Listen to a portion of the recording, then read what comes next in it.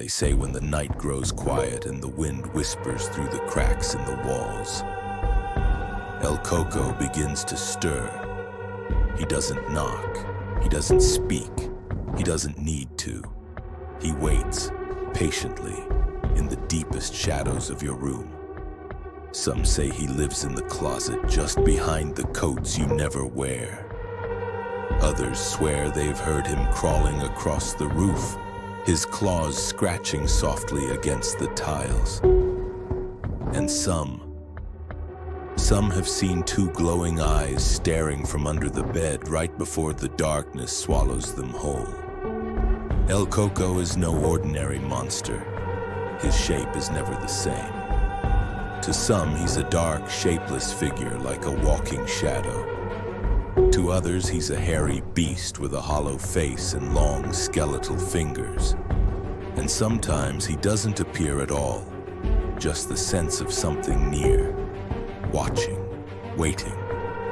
No one knows exactly where he came from.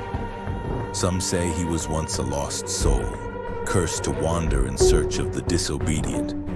Others believe he's older than time itself, a creature born from the fears of children and the warnings of desperate parents. What is known is this: he only comes for those who don't listen, children who refuse to go to sleep, who talk back, who sneak out of bed after lights out. El Coco hears them, he remembers. And one night when the moon is just right and the house is still, he'll come. You won't hear him. You won't see him until it's too late. So when your parents whisper the old lullaby, don't laugh. Don't roll your eyes, because El Coco is real, and he never leaves empty-handed.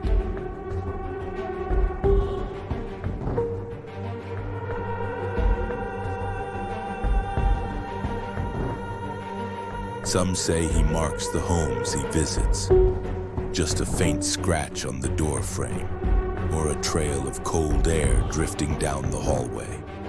Animals sense him first. Dogs whimper and hide under furniture. Cats hiss at corners where nothing can be seen.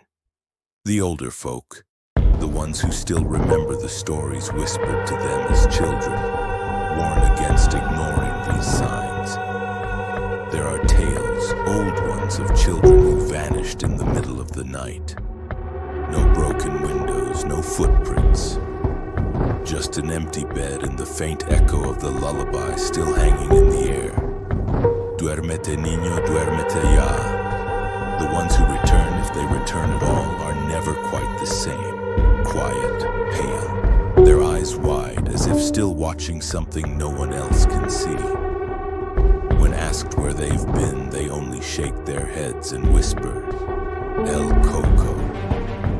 And so the legend continues, passed down through generations like a warning etched in shadow.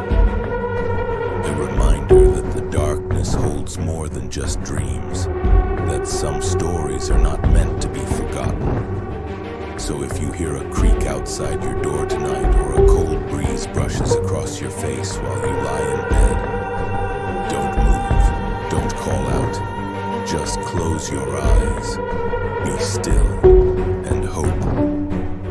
El Coco chooses to pass you by. If you like the story so far, please remember to like and subscribe for more scary stories.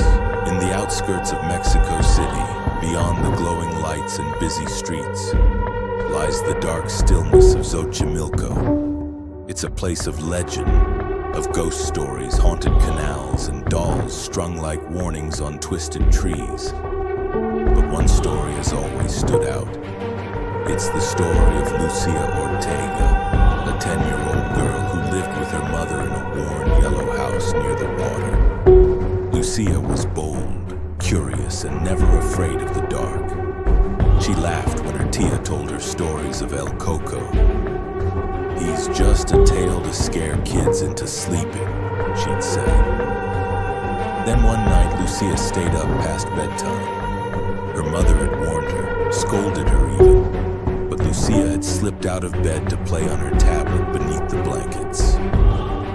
The time passed without her noticing until the battery died and the room fell into silence. That's when she heard it, a low creaking from the hallway, slow, heavy breathing, and the soft click of her closet door opening. She froze. Outside, her mother heard nothing. When she went to wake Lucia the next morning, her bed was empty. The window was cracked open. Her tablet lay face down on the floor. And in the middle of her bedroom carpet, etched in dust and dirt, was a long, clawed handprint. Lucia was never found. Police searched for days. Divers scoured the canals.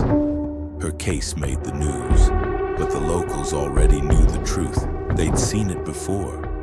A few said they spotted a tall, crooked shadow moving across the rooftops that night.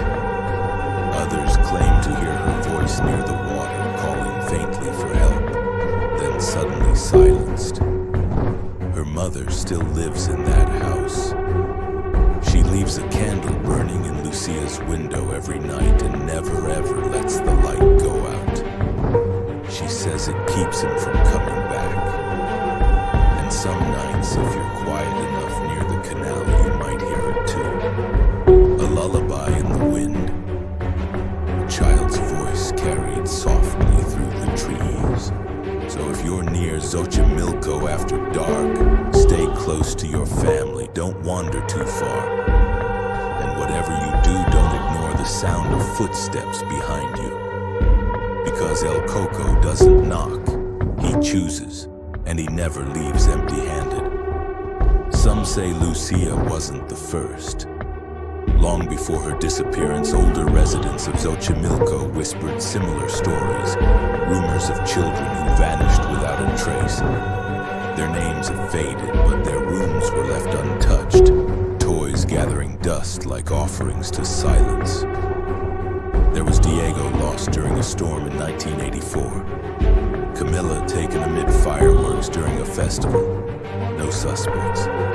Just the same claw-like marks near where they slept. Few speak of it openly. Fear has become tradition. Parents lock windows at dusk. Bedroom doors stay shut. The lullaby is still sung, not to frighten, but to ward something off. And then there's the watcher of the water, a cloaked figure seen by the canals at dawn. He never turns, never moves, only disappears when you blink. Some think he's El Coco himself. Others believe he marks the next child to vanish. Lucia's candle still burns.